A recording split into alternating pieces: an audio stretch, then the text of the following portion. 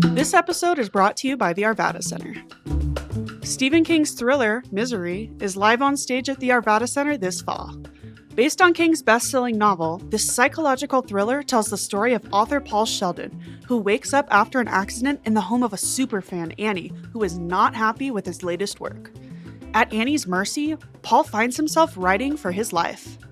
Misery is running September 4th through October 11th, and tickets are on sale now at arvadacenter.org. That's arvadacenter.org.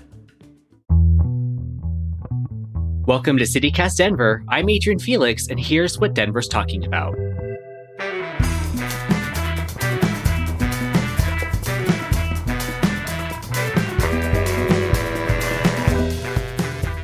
We chat about the tuberculosis outbreak at GEO Group in Aurora, Denver's chief projects officer moving on, and some interesting moves by Colorado companies.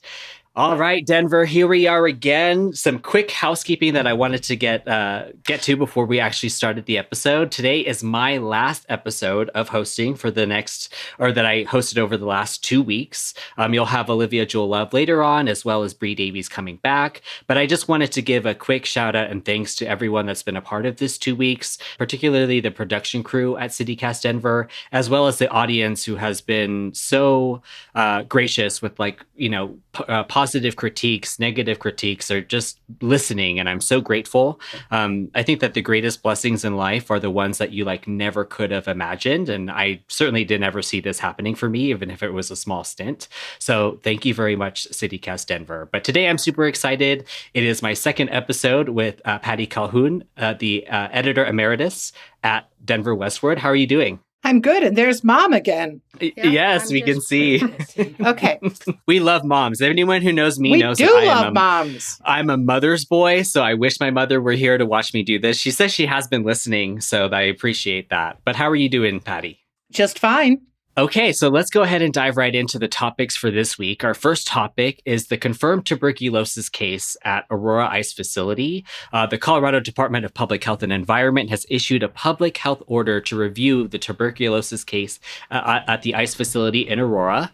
They learned of the case in June. GEO Group has not complied with their order and has until today, the day that we're recording, August 17th, to do so before legal action is taken. What is going on, Pat? Well, GEO Group has run this facility for years. So it was before even Trump's crackdown, or I should say second crackdown on immigration. It is the only immigration detention facility in Colorado so far that's outside, say, a jail. It has more than 1,000 people detained there right now. And they have a long record, GEO Group, of not taking care of people's health. There have been numerous lawsuits we've reported on over the years. And the most recent one is this tuberculosis case. And people are wondering just how far it goes. And GEO Group and ICE have been refusing to cooperate with Adams County Health, which is which technically is over the facility. GEO Group and ICE want to open another facility in Hudson, so you would think they would behave a little better about giving info about this facility. But so far, they've stonewalled for weeks.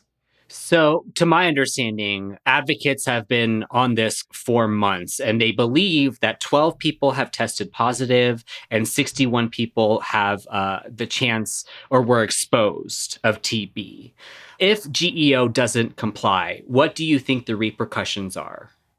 Well, I think they'll see a very fast suit coming from Phil Weiser, the AG, also the gubernatorial candidate, but it falls into his purview as the Attorney General for Colorado to file suit, especially when someone is not complying with Colorado Health Department has already made demands. Adams County obviously has made demands. Aurora is stuck with this. And it's growing. I mean, originally it was going to be one person with TB. It has spread. And this, as I said, is not the first case. There have been, over the years since GEO's run this private facility for ICE, there have been people who've died there from a variety of problems associated with poor medical care. We also hear, they won't let people's mail in.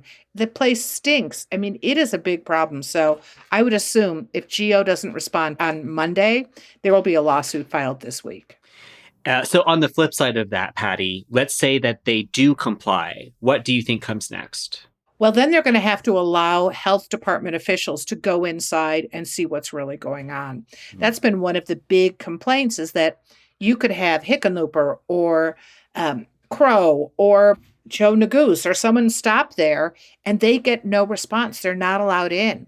ICE does not allow people to go to their detention centers unless they've advanced notice. And when it's an elected official looking at the health of their state, that's a big concern. Well, you did mention Representative Jason Crow, and there's one thing that I wanted to point out that he said. He noted that this is the result of an ICE agency that is out of control, that ICE allows greedy corporations like GEO to cut corners on safety. Do we agree? Oh, there is no question that GEO has been making a mint off detention centers, and that's across the country. We have a recent death at a GEO facility, and they should, at the very least, they're allowed to make money. They're not doing this out of the goodness of their heart, clearly, but they should comply with public health rules. It doesn't matter if it's an ICE is renting it. It doesn't matter if they're doing the work for ICE. The local governments, the state government, and ideally the federal government should allow people in to see what's going on. So what I wanted to bring attention to, in particular with this story, is that being Latino, that there is like a long history of these kind of outbreaks being used as a narrative or a justification of like a dehumanization of Latino immigrants. And so I would feel like remiss if I didn't say that like this is part of like a longer narrative, and that it's often used as a justification to say, see, that like these are immigrants who are dirtier than, carry diseases, but TB in particular, it is because, or this type of infection happens because of like unsafe places and dirty places to stay at, not necessarily the immigrants themselves. And so I just thought it was super important to bring attention to that. Right. The people who are being detained there, and they are from all countries, but certainly since the ICE crackdown, there have been a number of Latinos, that the number of Mexican immigrants, for example, is far higher. They're not going into a beautiful, pristine hotel. Sure. This place is already a hellhole. So for ICE to blame it on anyone, or the public to blame it on the people being brought in, it's so wrong. Right. Don't forget, a GEO Group security guard recently shot a protester in the foot. I mean, these people are not really great characters. Completely agreed. And so I guess the thing that sticks out to me is what is needed to actually be in compliance with the health order by the state. Like, what is the information in particular that they're looking for? Well, whenever you have an outbreak of something, a disease like tuberculosis, you want access to records on who came down with it when, because you're trying to control the spread. It's not just an issue of cleanliness. Once it's there, it's spreading. So they need clear access to health records and current inmates. Very interesting. And a very sad story. It's just, I guess on one hand, I understand the need for like immigration enforcement and that people should be complying. But there's a part of it that always gets lost, I think, on people. And that is that these are human beings, that we should be a country that believes in human rights, and that there really is no reason for those to be violated, especially with something I guess not as like, it's just not a criminal thing. It's not like the worst thing in the world to like overstay your visa or have some sort of issue. And yet we come from a country that really like demonizes it. And again, many people, this has been going on for years, going back decades, people who've been refused the opportunity to see their doctor and have died. And there have been successful cases filed against GEO for how they've handled people in Aurora and, of course, around the country. But we just have this one in our backyard that should be held accountable. We're going to take a quick break. And when we come back, we'll be talking about the Chief Projects Officer moving on from Denver.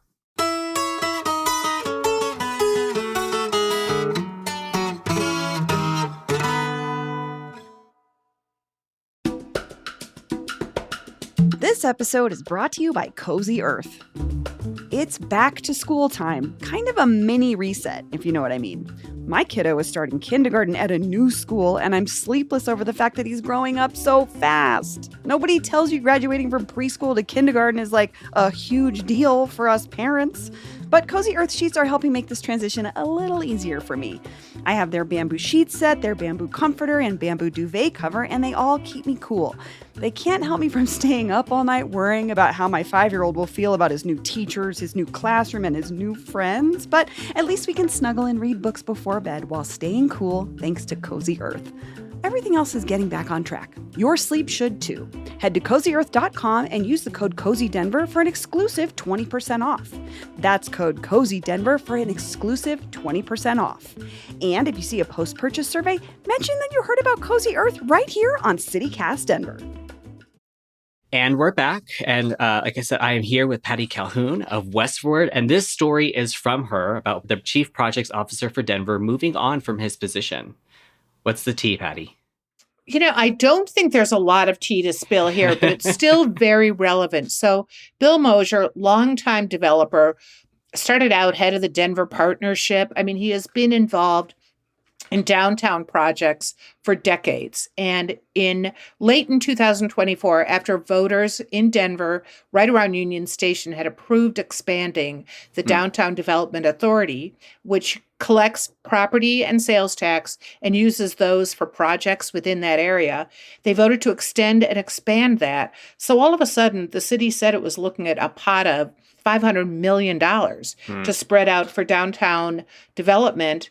And they brought in Bill Mosher as a consultant. He's 70, he's in his 70s. He said, I don't need this job. But they brought him in to oversee it. And I thought it was a smart move because he is grounded. He knows businesses. He really knows Denver. He'd worked with city agencies, although hadn't been in the city. And so he gave a year into getting the DDA up and running and some of those grants, and not really grants so much. They're definitely loans. And after 8 months past his time when he said he was going to leave, he goes, it's really time. And because the DDA is moving along downtown, I would say is better. He certainly does than it was before he started. And he also said it is the most stressful job he's ever had. He'd never worked in the public sector. And he just said it was unbelievably stressful. Well, from what I read, that a lot of his stress came from the area of social media where people just have commentary, whether it's good or bad. I guess my question for you is, since he extended his time doing this role, why now? Because I'm sure that the projects are building up. Well, why now? So we're pretty far along. Most of the money that is in, the original number they bandied about was $500 million. Now they're saying really through next year, it's closer to $250 million. They've already assigned $225 million. So there's not a lot more to go. City projects, people are the ones who follow what happens with the projects that have been awarded the money. So that's not really what he needed to do. And what he flat out said is, look, the mayor is running for another term. If I stay any longer, I'd probably have to stay through the election. So now is the time to switch. So someone else can come in and get their feet on the ground and actually do some work before the election. So that goes straight into my next question for you was who is the names or the names in the pot of maybe who could replace him? Well, at the moment, they're looking at Chief of Staff Jen Ritter and the deputy chief, the deputy chief of projects, which is what he was the chief. And I think maybe they'll just keep it at that because he's already established the vision and the strategy. They're trying to do Upper Downtown, which is Civic Center, and right at Broadway, Denver Pavilions. We bought that. So that's a big project, but it's done. At least the purchase is done. Independence Plaza, which University of Colorado Denver just bought. So there are a lot of projects in the works, but the strategy, you don't really have to figure that out. You just got to make sure these projects get done. And that's kind of the city. It's permitting, it's finance. We saw dirt went completely under, but that's one not success story. But the rest are kind of moving along. So one of the quotes that I found super interesting was when Mosher added, is it better off than it was 5 years ago, 3 years ago? Safer? Absolutely. And your perspective, do you agree with him in that sentiment? I certainly do. And whether that's because of him or because of like the city really focusing on this, but two of the big grants early on, and they weren't loans, they were grants. They're safety grants. So getting the mounted police out, getting more patrols, getting people out. They've done that twice, 2 rounds of that. And if you walk along 16th Street and around there, I think it's definitely better than it was 2 years ago. We're not, and part of it is, of course, Johnston was looking at homeless encampments, but just much more, the police are more responsive, not to homeless issues necessarily, but to problems on the mall. It was easy picking during COVID on the mall. Well, I think it's interesting you say that because I actually went to the 16th Street Mall with my family this past weekend. We went to the Yard House. I took my father, his wife, and my nieces there. And in my perspective, I would say that I agree that over the last 5 years, it has certainly improved. I felt safe. I think that it looked incredibly beautiful. I think because my family's from Greeley, that when they come to the big city, sometimes I do get worried that they're going to be overwhelmed. But I thought it was fantastic. It looked good. So I would definitely have to say I agree that like I feel safer there. Yeah, if you haven't been down there, go down to 16th Street, take light rail to Union Station if you want, which means you don't have to worry about parking at all. Or there's that $5 parking thing, or walk, or take the shuttle bus on 16th Street and just see what you think yourself. Because it is so much better that it's rumored out there. And so, I think that specifically speaks to like the successes that we've seen or like in our own personal opinion about it. But what I will say is that some of the negatives that I've heard, in particular about 16th Street, was Pride this year. I had quite a few friends who did end up going to Pride in June, and a lot of their responses were super incredibly mixed. So I think that going further or into the future, that the events there, that they need to be a little bit more careful about maybe like how many people will show, or just be a little bit choosier about what can actually happen on 16th Street. Oh, that's interesting. I didn't hear many complaints about Pride. Heard the place was packed. Oh, yes. And part of the problem is there just aren't that many restaurants open yet on 16th Street. So part of it could have been a lack of services or things to do once you were down there. But if you happen to go down on a Saturday, there's plenty for a family to do. Yeah. If you've got hundreds of thousands of Pride paraders, maybe it's a little trickier. And so that's exactly what I was like surmising out of it, was that like maybe it just depends on the type of event that's happening there, because I did not hear very good reviews from Pride, like in terms of it just being overpacked and just way too much going on. But I think that if it's just like a regular day and you're enjoying it with family, it's probably perfect. And one of the things about Pride, it was great in Civic Center. It was a good destination for the march. The parade could wind up there. And then you had the whole Civic Center, so a better shape than a long street for an event. In your interview with Bill, did he happen to tell you like what he believed his like greatest accomplishment or achievement was over this last 2 years? I did ask him about that. And one of the things he said is that they came up with a strategy, and that's pointing out different points, upper downtown, the pavilions area, down like 16th and Curtis. And then they had to come up with their strategy before the downtown plan came along. And it fit the downtown plan. So that was lucky. But I think in general, he thought just getting a strategy that is workable and that they're moving along those loans, but it's going to take a while. And did he happen to say maybe any of his greatest hopes for downtown? Well, certainly his hopes are that it will come back. I mean, this is a man who devoted so much of his life to downtown. He was at the partnership for close to 20 years. He does say upper downtown is the trickiest. So bringing people back, those office conversions into apartments, he is hoping for that. Because if you look at Lodo, for example, which is really not a big part of the DDA, it's in the map, but it's not a big consideration for investments because it's doing well on its own.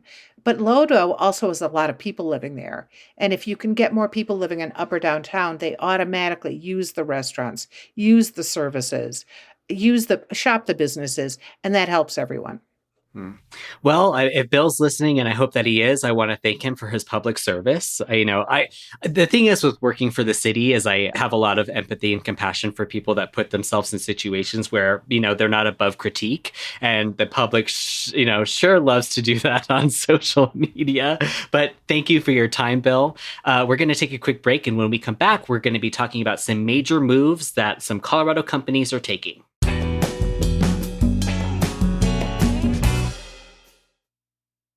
And we're back. So this segment's kind of fun because we're splitting it up into two different segments or two different topics. But before we get into that, I wanted to give you time, Patty, to do a quick plug of an event that you're doing with Paul Caroli.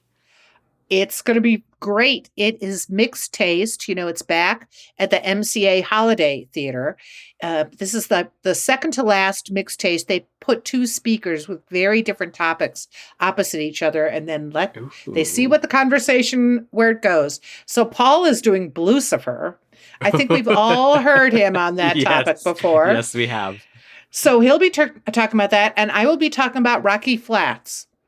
And where those two will intersect, no one knows. But it's Wednesday at the Holiday Theater, Museum of Contemporary Art, and there may be a few spaces. So if you can get there, do come. There you go. If you have time or, some last minute things to do, or I'm pretty sure it's a fantastic opportunity to get to know Paul, get to know Patty, get to know people in your community. So looking forward to it. And Bobby Lefebvre is the host, and he's great. So I'm looking forward to it. Wonderful. In this last segment, we're going to be talking about some Colorado companies that are doing some very strange moves. The first one being Crocs. So as you know, the Crocs shoes, listen, I haven't purchased these shoes since I was a teenager when I was 15. So that is a good 20 years ago was the last time I owned a pair of Crocs. Well, news has recently come out that they have basically set up a small two-person office in the country of Malta for taxation purposes. What do you think, Patty? We always are so... We want to cling to any Colorado company. One of our claims to fame, whether it's Jolly Rancher or whether it's Crocs, which has been, their official headquarters was here. Now it's in Malta. Mm-hmm. Although there are only two people there. It's a tax dodge. And their big office is still here in Broomfield. So when Crocs does something like that, and, we've all defended Crocs, possibly the world's ugliest shoe. Yes. Some people love them. Some people don't. It created all these side projects like gibbets. Remember the little things the little medallions you would stick in your Crocs? Mm-hmm. So it was kind of sad to hear this corporate citizen that we all tout is actually in Malta. Yes. So just a little bit about the company. They have 150 million customers across 100 companies, 100 countries. But the company is claiming that all of its global profits were made in Malta, dodging billions of dollars worth of income taxes. And it's a strategy that they know works because in 2022, Crocs purchased the shoe brand Hey Dudes and did the exact same thing by locating their global sales office in Malta. So you're totally right, Patty. We've had to defend these shoes, these ugly, horrible things. And I have so many friends that stand by this company. I haven't purchased them in a decade, and I'm even less inclined to do so when you hear this type of information. Exactly. I wonder how the good citizens of Malta feel about it. Are they running around in Crocs? I have high doubts. And the thing is, too, I was actually talking about this with my mom a couple months ago because they have really extended their line. And some of them are really nice flip-flops. Some of them are shoes that I would actually wear. They're done. You can't, I think so badly of companies that go out of their way to avoid paying their fair share. Do you own a pair? I have to say, I do not. I have a sister who swears by them, but she's got one of those little variations. I did have one pair once that was given to me. They used to give blue ones out. A visit Denver to visiting writers who were writing travel stories, and they were the color of the big blue bear. So imagine, those are some big blue shoes on your feet. And tourists, writers from around the country, travel writers, would get a free pair when they came to town. to help advertise Colorado, Right, exactly. for better or worse. But that brings us to our next story, which I find even to be funnier than the last one, was that Chipotle has opened its first store in Monterrey, Mexico. So they're venturing south. They're seeing how their product does there. Now, Colorado loves themselves some Chipotle. This has been mentioned in NPR's Wait, Wait, Don't Tell Me. Quincy, for your next quote, here is a citizen of Mexico giving his opinion on an American burrito chain that just opened there. It's gringo food for gringos. So, what American burrito chain just opened their first ever branch in Mexico? Is it Chipotle? It is Chipotle. Or, as they say in Mexico, Chipotle. What do you think? I think that they're doomed. I don't think this is workable. Well, we know the chain is workable. It started in 1993. Steve Ells from Colorado had been in San Francisco. He saw the Mission Burritos. He thought, hey, those Mission Burritos would do really well in Denver, and I can make enough money to open a fine dining restaurant. So he opened the first Chipotle on East Evans down by DU. It's still there. He made enough money that he's like, forget the fine dining restaurant, and Chipotle started growing. Yes. And today there are 4,100 outposts, but around the world, except the very first one just opened in Mexico last month. And that was the focus of the Wait, Wait, Don't Tell Me item. So they're certainly not the first company that has kind of specialized, if you will, in like gringo Mexican food.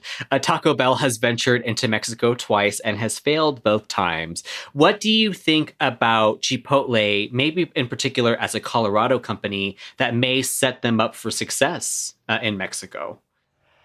I frankly don't see a lot of options for success depending on how the Mexican population responds to this. Now, Monterrey is a pretty booming city. A lot of people have moved from the U.S., so maybe they got a taste for Chipotle here and they want their homegrown, not remotely authentic Mexican food. Mm-hmm. But it's kind of a slap in the face to Mexicans.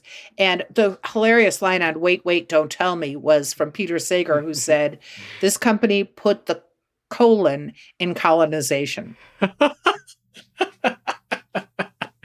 And that's like I think like the perfect sentiment to describe like how this is. I read that so basically every person in Monterey is like 5 minutes within a taqueria in Monterey. So it's like moving in there, how they bridge that gap of, we know that you have like authentic Mexican food all around you. Here's our like colonial take on it. We hope you enjoy.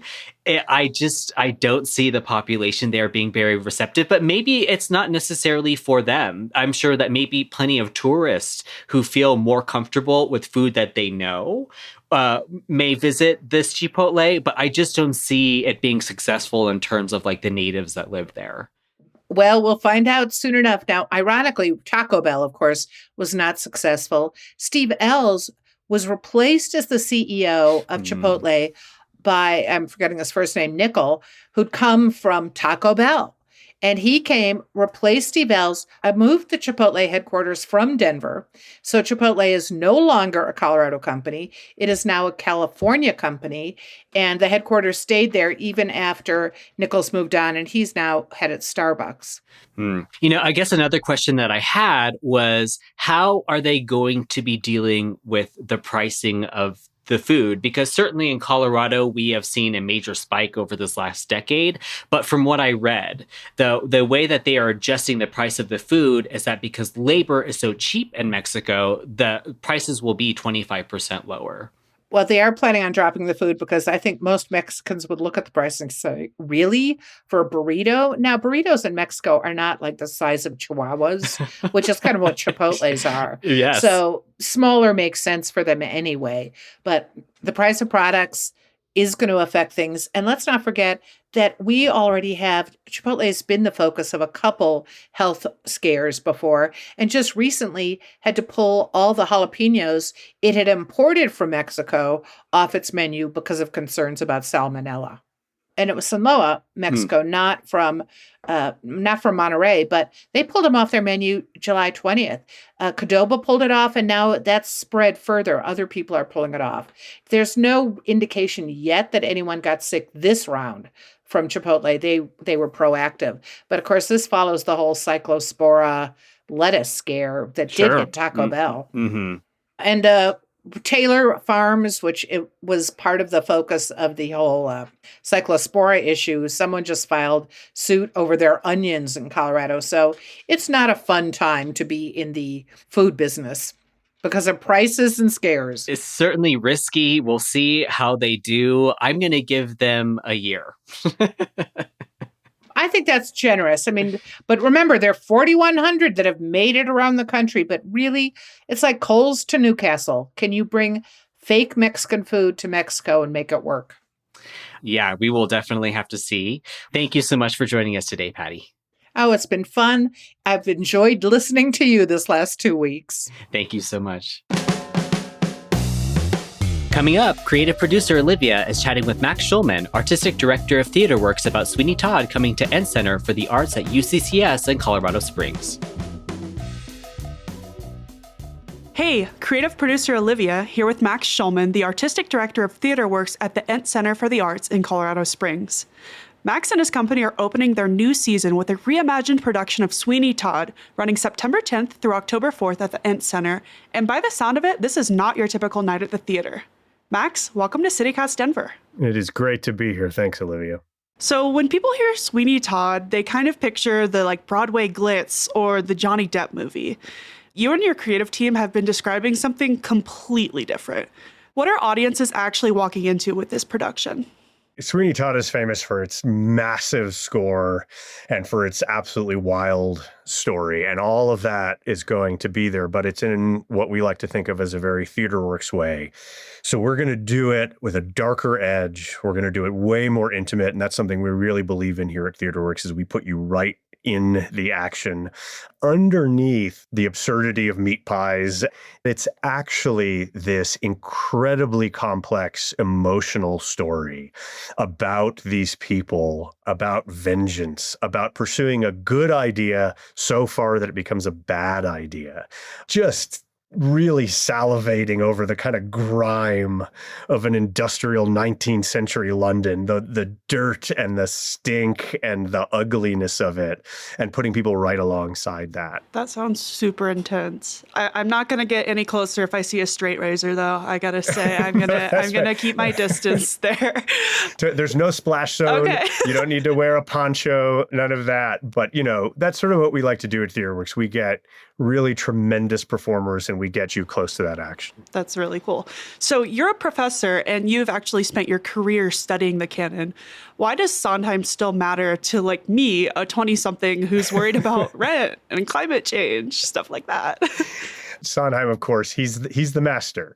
And Sweeney Todd is arguably his masterpiece. The reason to go is in part to get away from rent and climate change and to go on that miraculous journey that he takes us on into this bizarre world that he's created. And to be present for those things that I think can only happen live in the theater. I always think of Sondheim as someone who, kind of like Shakespeare, he asks questions, but he doesn't give us answers. And that's why we do the plays over and over again, because there's no simple way out of these social, entrenched, desirous situations that we find ourselves in. Definitely. So looking at the rest of the season, some of the other productions, Sweat, What the Constitution Means to Me, Dear Elizabeth, what's the thread that kind of ties these productions together? I mean, in some ways, across the whole season, it's kind of about people carving out a place for themselves in their lives and being able to live morally and feel stable, like they have a foundation, which I think all of us need in the world. Sweat is big, hard-hitting American drama. It is about a working class community in Reading, Pennsylvania. It's set in a bar. It is about the day-to-day grind of what it means to be a working class person.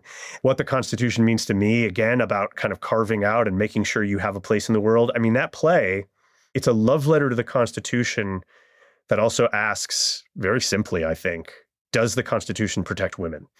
And then the final piece is, if after all of that, you need something whimsical and beautiful and heartfelt, it's a play where you get to spend time with two of America's greatest poets, Elizabeth Bishop and Robert Lowell, both Pulitzer Prize winners. Elizabeth Bishop was the poet laureate, and they had this incredible friendship. And you get to experience their life and their love for each other through their stunning words, and imagine how to live in a sea of words and a sea of images.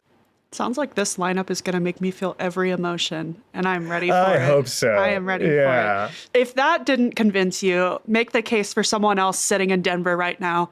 Why make the drive to Colorado Springs for these productions? It's only 45 minutes, down 25, easy as can be. We've got endless places to eat right across the street. The Ent Center is a stunning, brand new performance center and is modern and gorgeous. I think the other reason is Colorado Springs, we're still the frontier, man.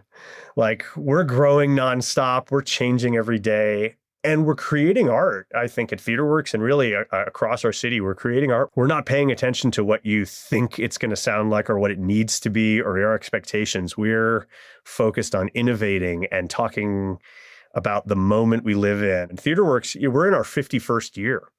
And for 50 years, this theater has been doing innovative, challenging art and kind of saying, you think you know this piece? Well, come in here and see it all anew. We want to be big and theatrical and wild. Come down to us, because I think we're at the frontier of those ideas. Sweeney Todd runs September 10th through October 4th at the Ent Center for the Arts at UCCS in Colorado Springs. Head to entcenterforthearts.org for tickets and to see the full TheaterWorks season. Well, Max, thank you so much for being here. Thanks, Olivia. This was awesome. That's all for today here on CityCast Denver. If you enjoyed the show, why not take a minute to tell Bill Mosier about us? Rate the show wherever you get your podcasts, follow us on Instagram and TikTok, and subscribe to our morning newsletter at denver.citycast.fm. And thanks to our new neighbor, Tim M., who just joined our membership program. You can support this show and get great perks by becoming a CityCast Denver neighbor at membership.citycast.fm. We'll be back tomorrow morning with more news from around the city. See ya!